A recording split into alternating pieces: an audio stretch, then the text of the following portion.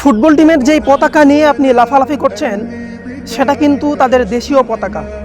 এটা শুধুমাত্র তাদের ফুটবল টিমের জন্য নির্দিষ্ট নয়।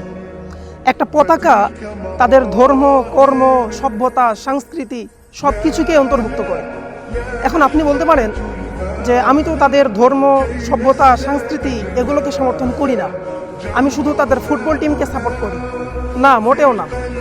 আপনি তাদের সব কিছুকেই সমর্থন করছেন, বিকজ তাদের সেই পতাকাটা শুধুমাত্র তাদের ফুটবল টিমের জন্য নির্দিষ্ট নয়, এটা তাদের সব কিছুকেই অন্তর্ভুক্ত করে।